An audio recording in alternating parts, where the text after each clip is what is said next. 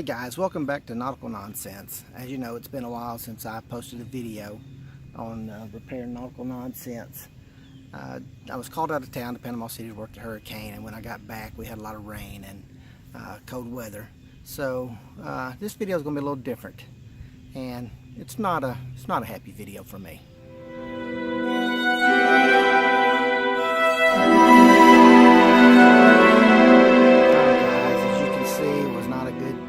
Day there for Nautical Nonsense. What we found out happened was the forward bilge pump had failed. The wire had broke loose from the pump, so it wasn't getting power. So it pumped water in. We had a real low tide, and the boat listed over to the starboard side, allowing water to run in the bilge pump, the forward bilge pump, which exit on the starboard side. So that allowed water to come in. The two bilge pumps probably, or at least one of them, ran until the battery died, and for some reason the shore power was not plugged in. It was plugged in but not twisted in all the way, so it wasn't getting power, so the batteries weren't charged fully, or it wouldn't maintain the charge to keep up with the bilge pump. So once they failed, it was easy access for the water to come in through the forward bilge pump, and then as the tide came back in, it came in through the middle bilge pump and the aft bilge pump.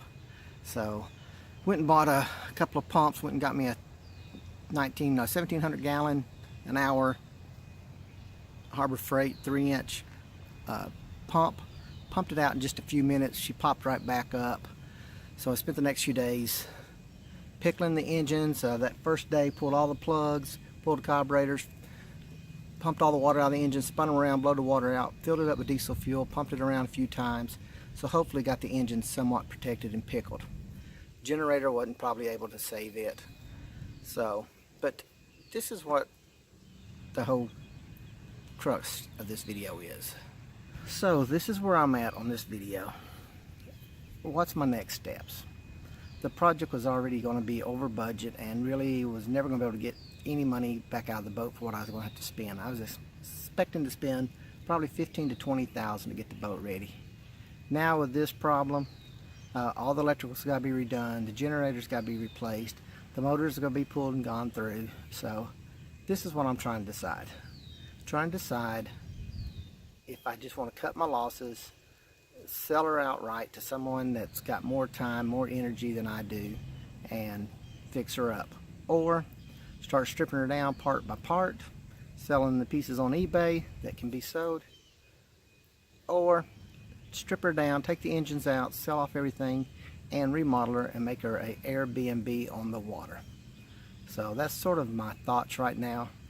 So, but it's not the end of the Nautical Nonsense channel. What I'm going to do is I've got two other boats I can work on. I've got a 1973 Seacraft that needs to be redone. Also, I have a small sailboat that I'd like to redo and be able to get it ready to resell. But let me know your thoughts, guys, and hate it ended this way. Was looking forward to it, was making such great progress. So let me know your thoughts. Thank you.